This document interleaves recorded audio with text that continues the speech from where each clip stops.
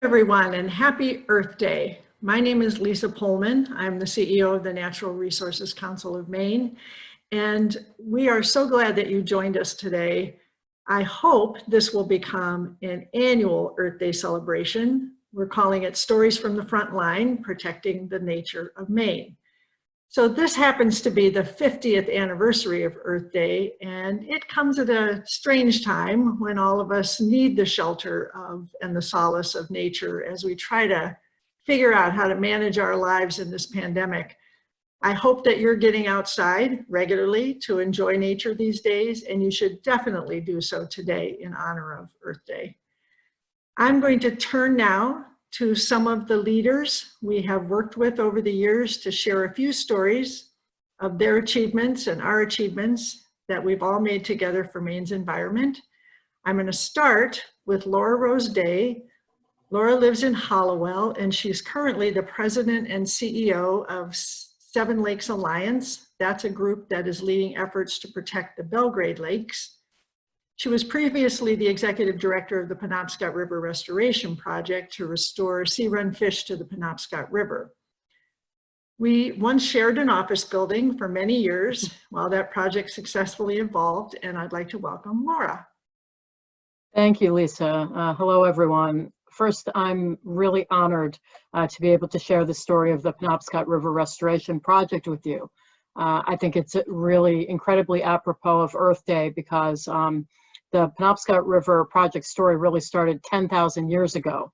We don't have that much time, but the Penobscot people of the Penobscot River watershed evolved over time with billions of fish and a lifestyle that really depended on a healthy river there. And by the time of the first Earth Day, almost all of that was gone. This story is about how people came together to bring that beautiful, revitalized river back.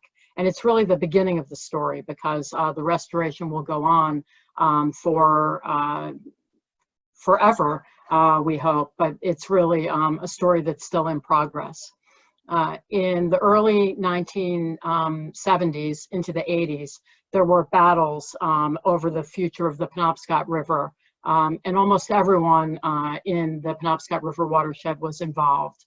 There were dams that had been built in the 1800s that essentially cut off the ability of fish, salmon, alewives, silvery fish that basically would fill the river in the springtime. And I hope that you have a chance this spring. This is actually the perfect time to talk about this because fish are now starting to return from the ocean upstream into our rivers.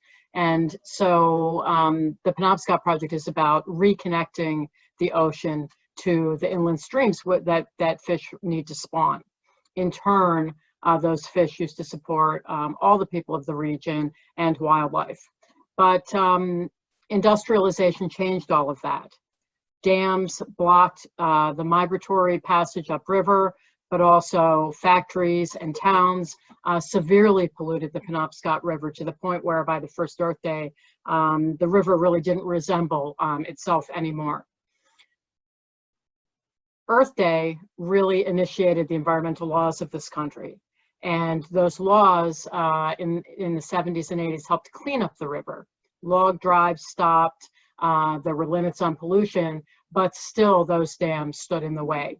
They were really the last remaining barrier to revitalizing the river, reconnecting the Penobscot people to the river as well as everyone else who used to be able to take a grandchild to fish or really enjoy all of the beautiful things that came with having a river that was full of its native species. So there were some real battles over the river in the 70s. At the Federal Energy Regulatory Commission, licenses were fought over. There was a new, very large dam that was proposed right in the middle of a river that was already gasping for breath. There was a proposal to build a dam called the Basin Mills Dam. Fortunately, that was defeated. It would have been the end of the life of the Penobscot River, but no one got what they wanted in that. The power companies that proposed the dam, they didn't get any additional power. The Penobscot Nation didn't get to revitalize its traditions based on a healthy river. folks who wanted to fish for salmon did not get to see the beginning of the return of salmon. So people were stuck, and they came together, and with a lot of leadership from many people, decided to try a new way forward to the future, to come together, to set aside differences, to focus on common ground. And that included anglers, the Penobscot Nation, power companies, many conservation groups. Natural Resources Council of Maine was lead among them, and basically started to take a new path. That was a hard thing to do, to focus on the common ground of a restored river and what it could provide to people instead of on our differences. And I think that's a really incredible lesson and story for us today, as many of us are wondering what is going to be, how do we recover and how do we do that together? Two stories that jump out at me and will always stick with me about the Penobscot project. One was when we first proposed this, I would say that there was doubt. People were doubtful that such an enormous undertaking could really succeed. And there was a lot of hope, and people were willing to listen to each other.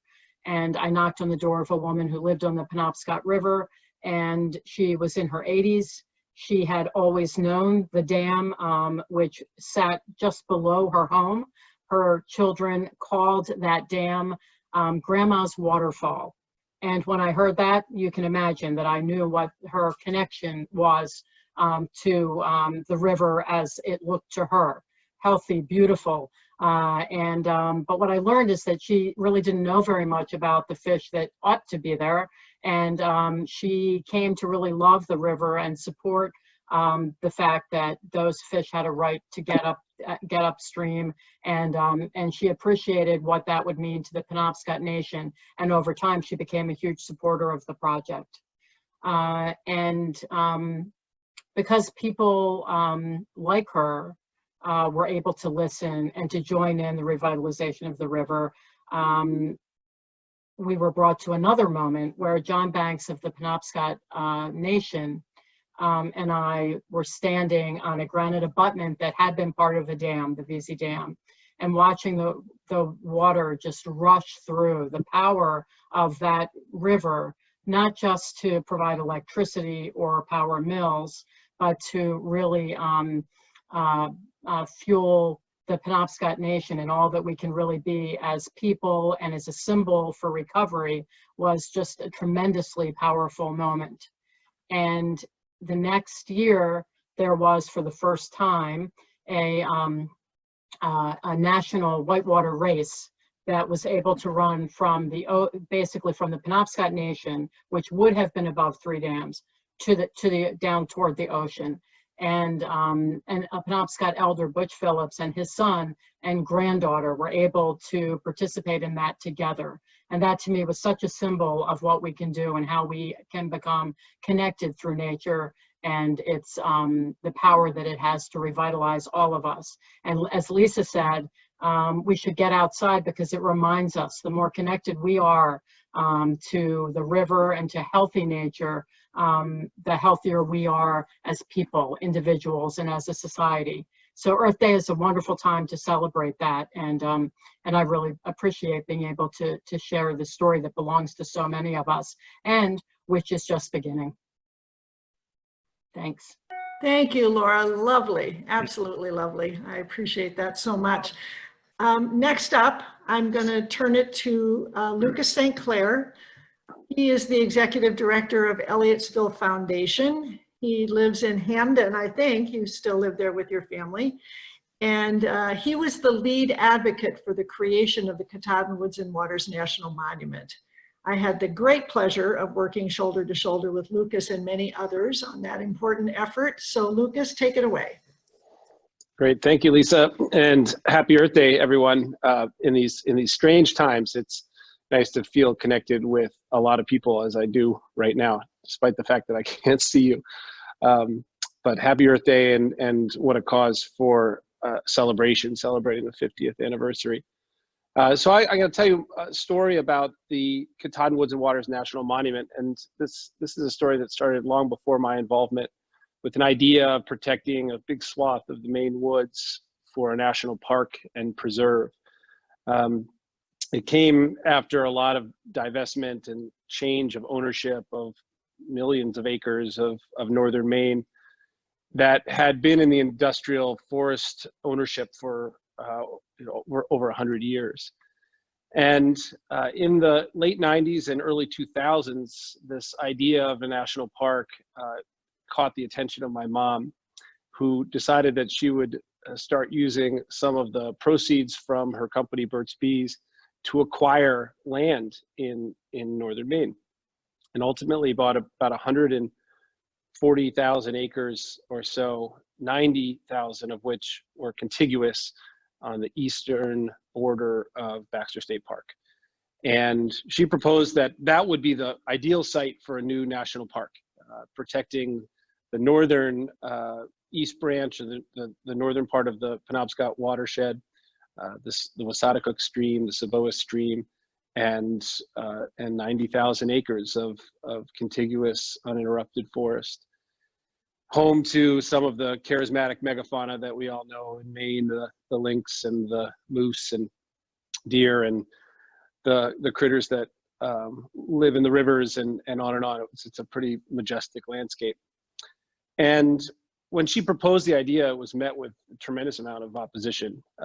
There was radical change happening in Maine, and sort of the center of it was in the Katahdin region, where in Millinocket and East Millinocket, two large paper mills were meeting their end and being shuttered and torn down. At one point, these mills were the largest paper making facilities in the entire world and employed almost 5,000 people in the region. And by the time I started working on the project and sort of entered the frame in 2012, those mills, one of which was open, employed only a few hundred people. And by 2014, they were completely shuttered. And a town or multiple towns were going through a massive transformation from vibrancy to uncertainty. And that uncertainty and dramatic change caused a lot of nervous and cautious energy that was really directed at anything new, just because what the community had was so good that they didn't want anything new. They wanted to go back to what they had. And so when I started working on the project in 2012, the ire and challenge of the communities were really directed at this project, and I realized what needed to happen was a tremendous amount of time listening and understanding what these communities were going through. And similar to the story that Laura told, that what really needed to happen was a tremendous amount of education, and we needed to change the storyline from the conservation movement buying up land and shuttering paper mills to new opportunities and the transformation of a regional economy from one single paper making industry to a multifaceted industry, which included outdoor recreation and it included tourism and all the benefits that national parks provide. And that, similarly to the work that was done for the Penobscot Restoration Project, it was a really grassroots project, one that became very, very clear it was going to take a huge amount of effort and a large coalition. And I was very fortunate to early on partner with the Natural Resource Council of Maine and the National Park Conservation Association and start putting together a grassroots strategy, and then deploying as many people as we could on the ground, having individual conversations in high school gyms, in town halls, at the transfer station during the weekends. And when we started having hundreds and hundreds, if not thousands, of conversations, we start to feel the tide turning and people becoming more sympathetic and optimistic about what the future was going to hold, and what the future was going to hold with the new national park there. We also had the very challenging obstacle of convincing our congressional delegation and ultimately the White House to approve this.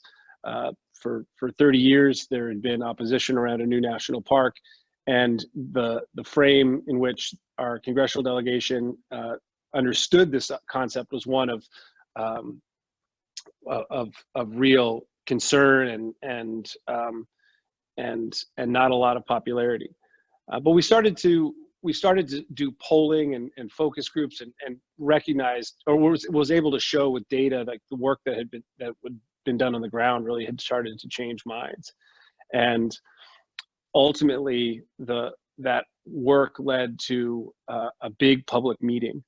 The White House said to our coalition that we had to prove to them that there was enough local support in the region. And the way that they wanted to have proof is one of the members of our congressional delegation would invite a representative of the White House to Maine to have a public hearing, public meeting, and people would come and be able to respond whether they were in support or not.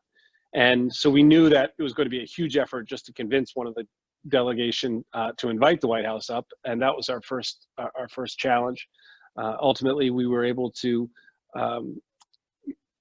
get Senator King to make the invitation, and he was joined by John Jarvis, the former director of the National Park Service. And the public meeting was held in Orono at the University of Maine, and we had almost 1,400 people come that night, and over 90% of the people that came voiced their support for the effort. And the reason why that happened was because of an unbelievable grassroots multi-year organizational project that would otherwise nothing would have moved forward. And the result of that meeting was ultimately the monument to succeed. It was enough positive support for the White House to draft a proclamation that was ultimately signed by President Obama to celebrate the 100th anniversary of the National Park Service. On August 24th, 2016, Katahdin Woods and Waters became a new national monument. And tremendously exciting for all of us. And what's really exciting now is in these times of social isolation is how much we're all yearning to be outside and to focus our attention to the outdoors and the energy and the feeling that we get from being in nature and how important that is right now. So I hope to see you all out on the trail at some point soon. And thanks so much for celebrating with us. That is great. Thank you, Lucas. I love the monument, by the way. It's a wonderful, wonderful place to be. And any of you who are listening should go visit it if you haven't already. So next up is Mary Jane Ferrier. MJ is a resident of South Portland and is one of the founding members of Protect South Portland, the group who stopped the building of an export operation for tar sands in South Portland at the port there. That effort involved many, many people, including some NRCM staff who made a lot of trips up and down Interstate 95. But MJ, we're so glad you're here, and please tell us a little of that story. Thanks very much, Lisa. You know, in South Portland, where I live, of course, the Portland-Montreal pipeline is a kind of sacred cow. It has been for many years. Its pale green, huge storage tanks dominate the waterfront all the way down the Fore River to the area around where the high school, the community center are.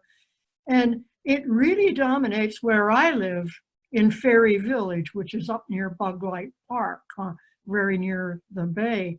The pipeline itself runs a block away from me underground. And when it was in full operation, oil was being brought to tanks that surround me until recently when those tanks have been mothballed. And that's really what my story is about. There were some citizens in the city who became aware that the Portland-Montreal pipeline was seeking to reverse its flow so that they could bring oil from Montreal to our harbor. And the oil they were going to bring was Alberta tar sands oil. And we had heard about lots of things that were happening with pipelines that carried that oil, like a big spill in the Kalamazoo River that basically killed the river because tar sands oil, when it falls into water, sinks to the bottom and kills everything. It's not like oil that we know that floats. There had also been a similar event in Arkansas. And so we got together and formed a group, and we saw this as such an unacceptable threat to the city that we wanted to do something. And the first thing we started was to put together a waterfront protection ordinance. And we were off and running once we had that going, and we've got all kinds of signatures to get it on the ballot. And then we started a canvass operation. And so for 3 months or more, Protect South Portland, with the help of the Natural Resources Council of Maine and Environment Maine and lots of other environmental organizations, we mobilized door-to-door canvassing in the city. Now, of course, the oil company, the pipeline is basically owned by ExxonMobil and a couple of other oil companies. They were not going to be idle in the face of that threat. So they spent about $750,000 with full-page ads and brochures and leaflets and did door-to-door canvassing by hired canvassers. And they even got somebody to do a $15,000 economic study of the impact of shutting down the waterfront, as though that was what we were proposing. This came to vote in November, and it was our effort. Our referendum was defeated by 193 votes out of about 8,000 cast. We had lost the battle, but we did not lose the war. All those door-to-door conversations turned out to be a powerful educative tool. People clearly did not want tar sands going through our city. So what was the council going to do? The day after the vote, the city council convened an emergency meeting, and they declared a 6-month moratorium on construction and alteration on the waterfront. And they also, at that meeting, voted to have a draft ordinance committee that would come up with an ordinance that would stand the test of legal challenges. So from then on, Protect South Portland's work was cut out for them. We held lots of open meetings. We had a rally, Hands Across the Bridge with Portland, wrote letters to the editor, got lots of other people to do that, monitored the draft ordinance committee meetings regularly. We rallied our fellow citizens to come to city council meetings to urge the council on, and we kept the drumbeat going. For 6 months, the draft ordinance committee met weekly, and by early summer, they presented the Clear Skies ordinance to the council. And in midsummer, the city council voted 6-1 to enact the Clear Skies ordinance, which bans the loading of crude oil into tankers in the harbor. And needless to say, Big Oil was not going to take that one lying down. So the pipeline sued the city in federal court. 2 years later, in 2016, Judge Woodcock of the First District Court found in favor of the city of South Portland. The pipeline has appealed that ruling to the Federal Court of Appeals in Boston, and we still await a decision. Meanwhile, the Clear Skies Ordinance is law in the city of South Portland, and current economic forces seem to point towards a bleak future for the pipeline. So my takeaway from this experience was there is really very little that a group of determined citizens cannot accomplish. And I am really grateful for all of them who participated.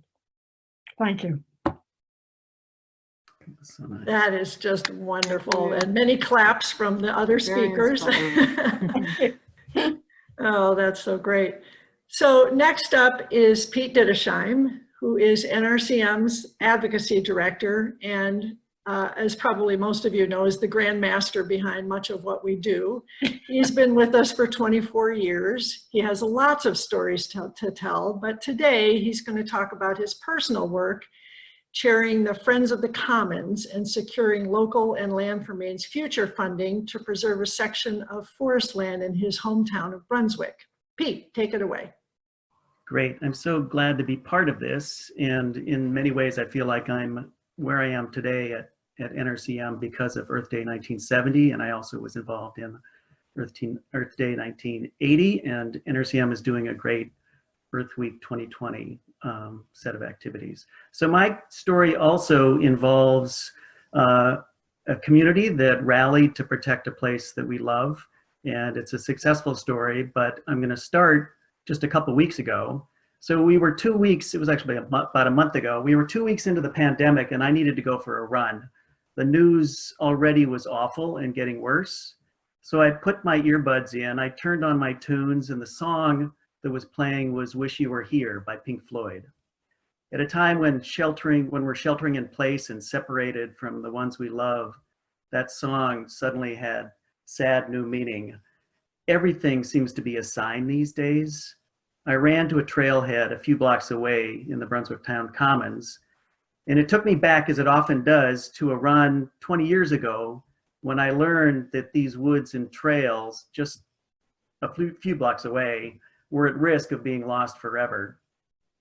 It was spring of 2000 when I came to a huge, ugly clear cut sliced from Middle Bay Road deep into what I thought, and most people thought, were protected woods.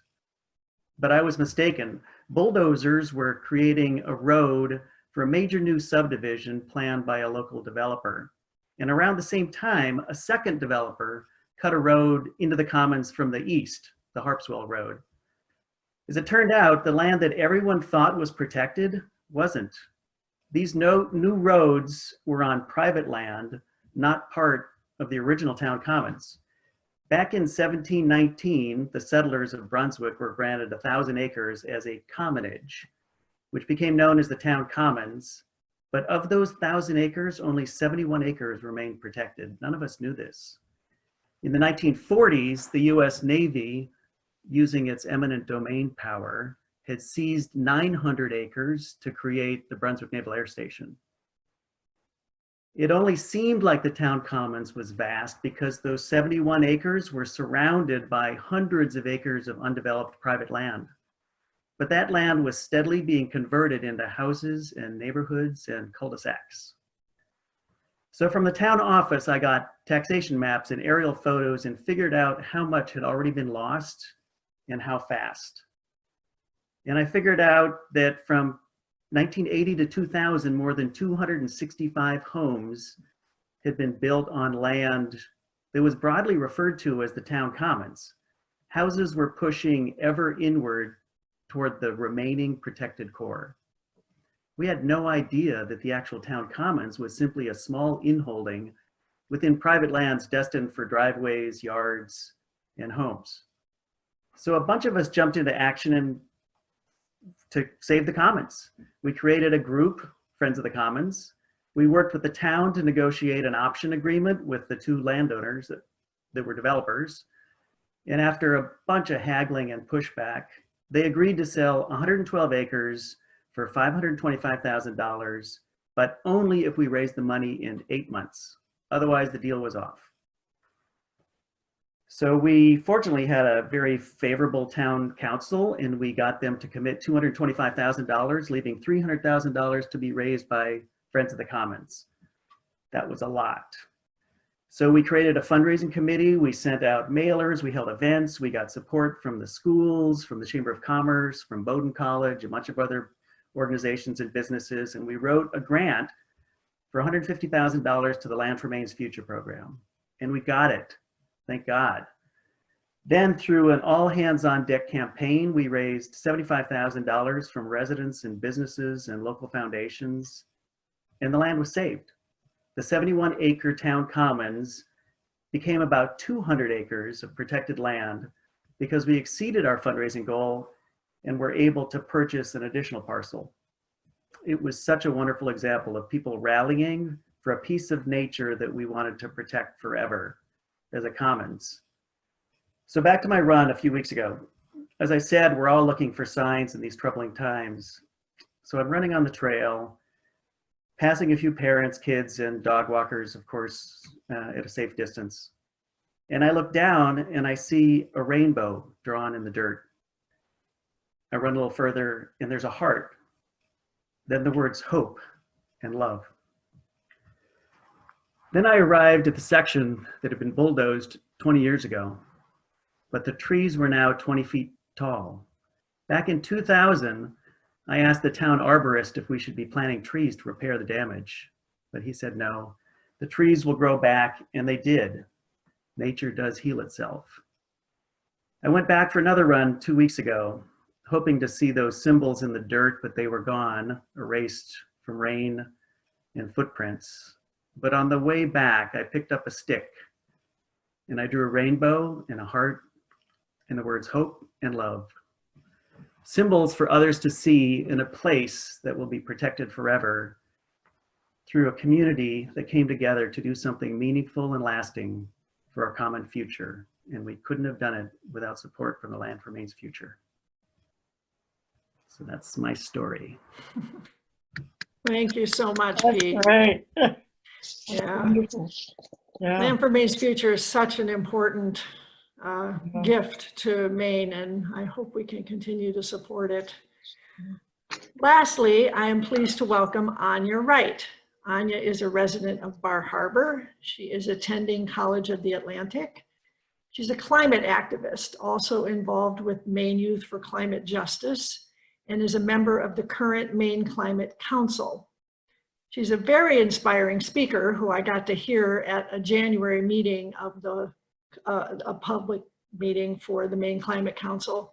And she really represents the next generation of Earth Day and activism and all that kind of thing. So welcome, Ania. Please take it away. Thank you so much. What a joy. Oops, I got muted. What a joy it is to share this space with all of you and hear such great stories of hope and love and accomplishment amidst this bizarre and not always very uplifting time. So yeah, thank you for that introduction, Lisa. My name's Ania Wright. I'm, as you said, the youth representative on the Maine Climate Council and a member of Maine Youth for Climate Justice, which is a coalition of about 200 youth from all over the state who are working for climate action in the state of Maine and beyond. And so I am going to talk to you guys a little bit today about my experience this December in Madrid, where I attended the UN Climate Conference. And this is a gathering that happens every year. It's been happening for 25 years now, or 26, and brings about 30,000 people from all over the world together for UN negotiations on our climate and our future. And I found this meeting to be both super uplifting and also deeply troubling. And so I'm grateful to have this opportunity to share my experience with you all and show some of the reasons that it inspired me to fight for change within the state of Maine. So this was the second UN climate conference that I attended. I went to Katowice, Poland last December to that climate conference. And I felt in Madrid that it was a repeat of last year's negotiations. Nation states argued over the same sticking points, leading to more inaction and no more ambition.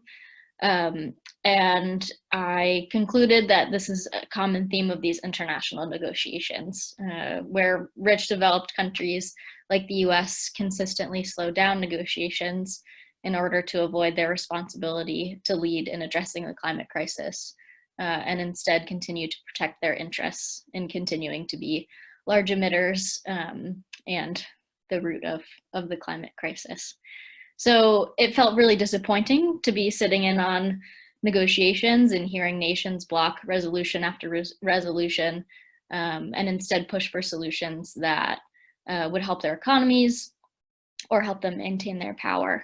And I found that the negotiations were much more about protecting power and making money and keeping business as usual, as opposed to protecting people all over the world and making sure that we have a just and livable future for all. So I met a lot of really incredible people at the climate conference from all over the world. The youth climate movement is growing globally and is an incredible thing to be a part of. And so I want to share a few of the stories that I heard at the conference. And these are the stories of people who are already experiencing climate change and are at the front lines. So one young man that I met, Carlan, is a youth activist from the Marshall Islands, and he spoke about the 16-foot swells his country had experienced earlier that year that forced 200 people from their island, which is just 2 meters above sea level. And at these negotiations, the global community has been asking them to adapt and elevate, asking them to buy land elsewhere, making migration the only plan B, even though the Marshall Islands are responsible for 0.00000, that's 4 zeros, 1% of emissions globally. So people like Carlan are among the least responsible for the climate crisis, and yet they're bearing the brunt of the impacts. Another young woman that I met, Keisha from the Philippines, spoke about the 45% of her population that is reliant on marine resources to survive and thrive, the risks her country faces to sea level rise, ocean acidification, and saltwater intrusion. I spoke to a young man from Russia, Arshak, who spoke of his experience as a climate protester in Russia, and he gets arrested almost every Friday as he strikes in solidarity with youth around the globe. I spoke with Angela Valenzuela from Chile, which is where the climate conference was originally supposed to be, but it was moved at the last moment due to political unrest. And she spoke about how the cameras of the world don't often look at the global south. And in Chile, she and millions of others are protesting in the streets for a better quality of life, for equity, and for the end of the extractivist industry that has profited off of her country's natural resources. And that same culture has privatized their water, killed those who protect it, and continue to attack the Chilean people on their streets. And so people like Arshak and Angela live in places where it's not safe to protest for what is necessary. Not safe, or they don't have the capacity because they're fighting for their lives. And so I guess tying this into what everyone else has been talking about today, we may think that what we're doing here in Maine is small. We have a population of 1.2 million people. We're rural and we're a relatively poor state, but we can have a huge impact, and the other panelists today are a pretty clear example of that. And compared to the stories that I've shared with you, we have the time and the power to act on climate change, and the privilege, which is why I'm so grateful to be able to talk to you all today and to be a part of such a wonderful team of young people in Maine that are fighting for climate justice in Maine, and also to be joined by such incredible panelists today who are doing the work and fighting the good fight. And everyone is needed in this fight. And I'll end with a quote from Greta Thunberg, who says that you are never too small to make a difference. Thank you. Wonderful.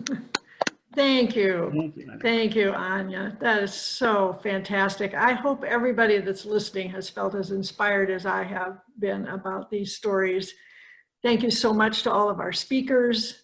Their stories are all excellent reminders of what we can do when we make our voices heard, when we work together on collective action, and how we can truly protect the earth.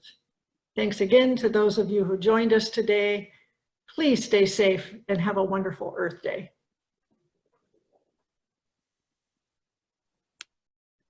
Take care. Thank you.